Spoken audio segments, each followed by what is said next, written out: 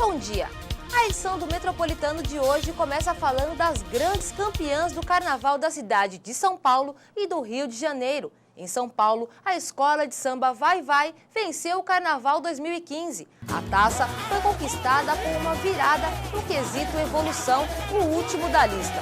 Até a abertura dos 4 envelopes finais, a Mocidade Alegre liderava, mas terminou em segundo com 269,6 pontos. A campeã somou 269,9. Foram rebaixadas a Mancha Verde com 267,9 pontos e a Tom Maior com 267,7. A Mancha Verde celebrou o centenário do Palmeiras, já a Tom Maior defendeu o enredo Adrenalina. Penúltima a entrar no AMB, a Vai Vai fez um tributo à cantora Elis Regina, que completaria 70 anos em 2015. A vice-mocidade fez uma homenagem a Marília Peira. Já no Rio de Janeiro, a escola de samba Beija-Flor de Nilópolis conquistou o seu 13º título. Ela venceu com 269,9 pontos. O quesito que definiu o título foi evolução. A escola, que apresentou um enredo de exaltação da cultura e da alma africana, superou a polêmica do apoio recebido da Guiné Equatorial, país que vive sob ditadura e que foi homenageado no desfile. A escola de samba azul e branca da Baixada Fluminense já havia conquistado 12 títulos no Carnaval Carioca. Em 2015, a Beija-Flor voltou a abusar do luxo e da tradição. Foram poucas as inovações com os recursos tecnológicos. A aposta maior foi na perfeição técnica e na empolgação dos integrantes que, na avenida, esqueceram o 7º lugar de 2014 para voltar a sonhar com um posto mais alto. A voz única e marcante de Neguinho da Beija-Flor, que completa 40 anos de escola, fez o samba enredo o ponto alto e manteve a empolgação dos 3.700 componentes distribuídos em 42 alas, 7 carros e um tripé. Um desfile afrocolorido completamente direcionado às belezas e à cultura do país. Para aproveitar o último fim de semana de carnaval sem prejudicar a saúde, os foliões devem tomar alguns cuidados. Na reportagem a seguir, apresenta algumas dicas para evitar problemas com alimentação, desidratação, insolação e a disseminação de doenças infecciosas. As recomendações valem tanto para antes da folia como para depois. Veja. Aproveitar a folia sem imprevistos ou dor de cabeça. Cada folião tem a sua dica para um carnaval saudável. A gente trouxe o sanduíche pronto já, salada, presunto, queijo, tudo certo. Passando bastante protetor solar, tomando bastante água para poder ficar bem hidratado. Sol, calor, bebida alcoólica, aglomeração de pessoas e muita animação. O carnaval combina fatores que podem trazer riscos para a saúde. Para a festa não acabar antes da hora, o folião precisa tomar alguns cuidados. A Fundação Oswaldo Cruz, ligada ao Ministério da Saúde, selecionou algumas dicas para um carnaval saudável. Alimentar-se em locais limpos e organizados. Não ingerir líquidos sem procedência conhecida. Não tomar banho ou beber água de fontes e espelhos d'água. Usar protetor solar, bonés ou chapéus. Roupas ou fantasias leves e confortáveis, mas evitar ficar descalço. Fazer tatuagem ou colocar piercing apenas em locais licenciados pela vigilância sanitária. Menores de idade precisam de autorização dos pais. Usar banheiros químicos e jogar o lixo no lixo. Com relação à alimentação, a nutricionista Ana Luísa explica que quem for ingerir bebida alcoólica deve redobrar a atenção com a hidratação. Quem for se alimentar nos locais das festas deve prestar atenção na higiene da preparação e da apresentação dos alimentos. Alimentar-se antes de sair de casa e evitar alimentos pesados aí para não atrapalhar no processo digestivo. Para a nutricionista, um kit carnaval completo para dar energia e evitar problemas de saúde precisa de alimentos saudáveis, energéticos e muita água. Intercalar entre uma latinha ou outra água de coco, água e mantendo sempre hidratado e suprindo os minerais aí. Quem pensa que a sujeira acumulada fica apenas nas roupas e nos sapatos está enganado. O celular e a garrafa de água utilizados diariamente também possuem grande quantidade de fungos e bactérias, se não forem limpos corretamente. Saiba como evitar esse mal na reportagem de Beatriz de Paula. Quando chega ao fim do dia, é possível ver toda a sujeira acumulada no sapato ou na roupa. Mas existe também uma sujeira que não são tão visível em outros objetos que levamos para todos os lugares ao longo do dia, como os celulares ou garrafinhas de água. Olha, não é diariamente, é semanal eu faço, com álcool em gel e um paninho.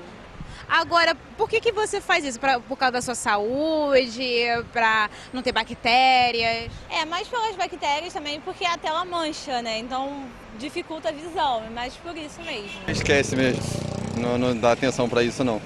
Infectologistas explicam quais os riscos de não limpar esses objetos para a saúde. Porque a gente tem um hábito, né, de chegar num restaurante ou mesmo em casa, botar o celular na mesa e atender ligações durante a refeição, propiciando maior infecção ali, na chance, né? Contato direto, as mãos limpas, no momento que você está ingerindo alimentos. Em um teste feito em laboratório, constatou em alguns celulares a presença de bactérias como as de origem intestinal, coliformes fecais e bacilos sérios, que podem causar intoxicação alimentar. Por isso, é bom sempre mantê-los limpos. No caso da garrafinha, basta água e detergente para limpar. Já os celulares, a dica é usar álcool isopropílico, que tem menos água e impede a oxidação do aparelho. Outra dica importante é sempre higienizar as mãos com álcool gel, já que elas são um dos meios de transporte de bactérias. Levemente, mas levemente mesmo, ele pode estar usando o álcool em gel. Não pode deixar muito encharcado de maneira alguma. Levemente o pano umedecido, ele passa em todo o celular, tira a tampa, tira a bateria, tira o SIM card, tira o cartão de memória e faça a limpeza. O ideal é que ele não procure entrar em contato com nenhuma parte eletrônica dentro do aparelho. Teria que ser uma higienização diária ou pelo menos semanal, né? E também a higienização nossa, ao usar o telefone celular, frequentemente lavar as mãos.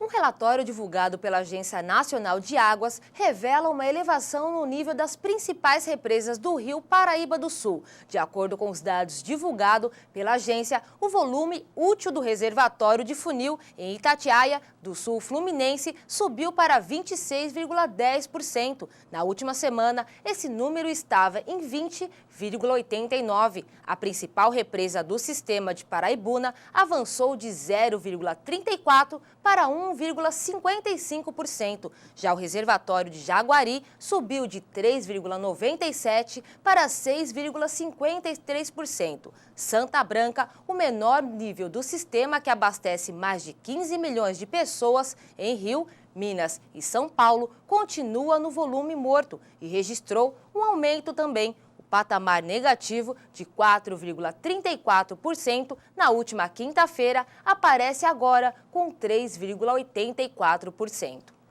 Com as reservas brasileiras ameaçadas por conta de usinas, um novo projeto vai autorizar a sondagem e a exploração de recursos minerais em 10% em todos os parques nacionais, unidades de conservação e reservas biológicas do país.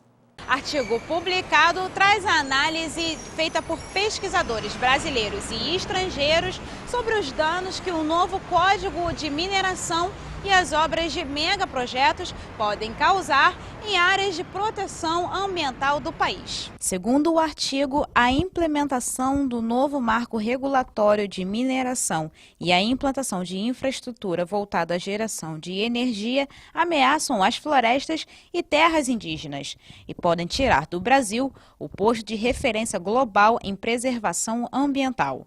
O texto enfatiza a legislação para a exploração de recursos minerais, projeto de lei em discussão na Câmara e que não tem previsão para ser votado.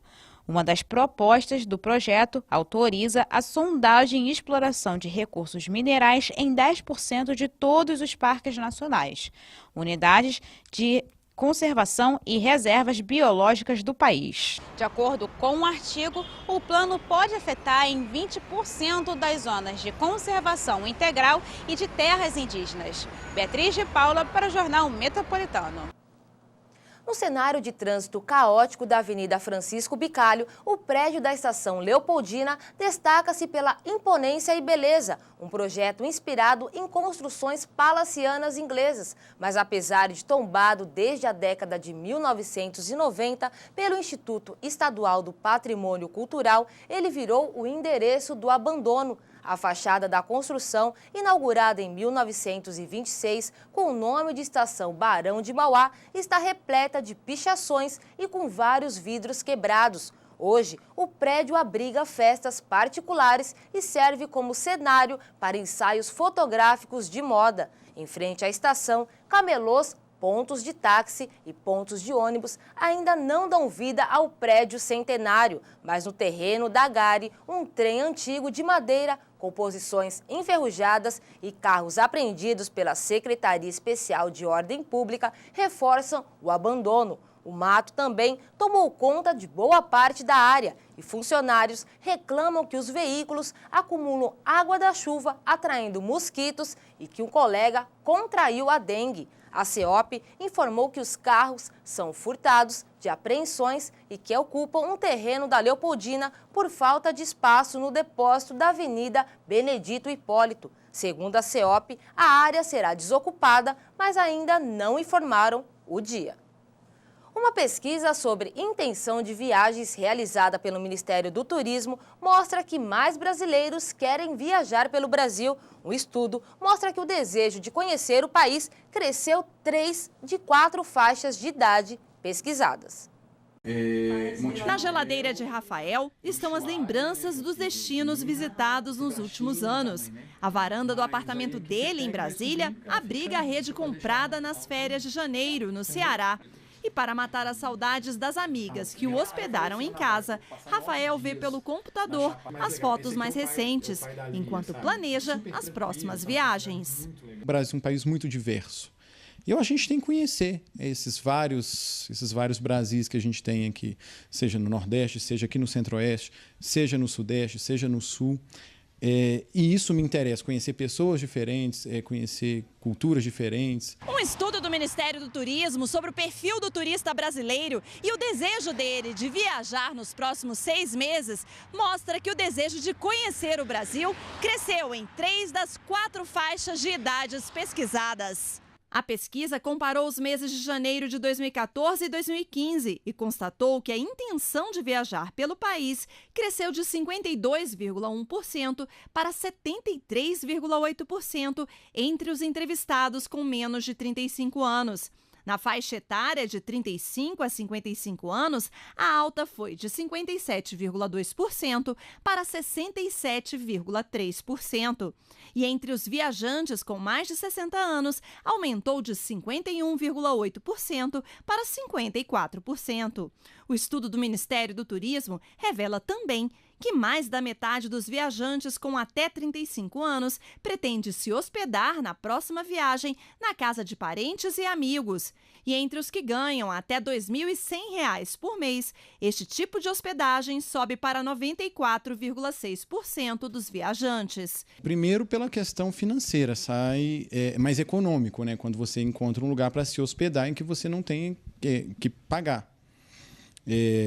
Então, assim, e outra, você está na casa de pessoas conhecidas, então, assim, se são amigos, você tem mais liberdade também, sabe, para perguntar as coisas, você já vai com alguma referência do local que você vai conhecer. Essa pesquisa demonstrou que há um crescimento da intenção de viajar em relação à última, né? 73,6% demonstram interesse em viajar nos próximos 6 meses e 8 em cada 10 a intenção de viajar pelo Brasil, mostrando a força que tem o mercado doméstico brasileiro. Sobre o meio de transporte a ser usado na viagem dos próximos 6 meses, o aéreo é o preferido de mais da metade dos turistas brasileiros. Isso reflete, sem dúvida, uma redução de tarifa numa série histórica de 10 anos. Desde 2002, quando tivemos uma flexibilidade tarifária, uma liberdade tarifária, as tarifas médias vêm caindo. E também o maior número de voos, o maior número de conexões, a melhoria dos aeroportos.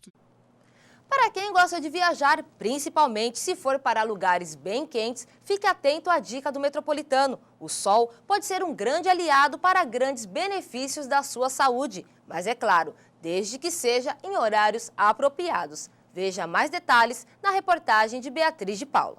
Considerando como o vilão responsável por manchas, queimaduras e câncer de pele, o sol pode, na verdade, ser um grande aliado da saúde. Muita gente não sabe, mas a luz solar pode desacelerar o ganho de peso e o desenvolvimento de diabetes tipo 2. Cientistas fizeram uma pesquisa com ratos e revelou que a radiação ultravioleta fez com que os animais superalimentados comessem menos e apresentassem sinais de alerta menores de diabetes tipo 2, como níveis anormais de glicose e resistência à insulina. Estes efeitos estavam ligados ao óxido nítrico, que é liberado pela pele após a exposição à luz solar. O mesmo efeito foi obtido quando um creme contendo este composto foi aplicado à pele dos animais. Estudos mostram que aqueles que tomam sol vivem mais do que aqueles que passam a vida na sombra. Com isso, pesquisas ajudam a entender como o sol é bom para o ser humano. Os pesquisadores disseram que os resultados devem ser interpretados com cautela, pois ratos são animais noturnos, cobertos por pelo e que normalmente não são expostos a muita luz solar.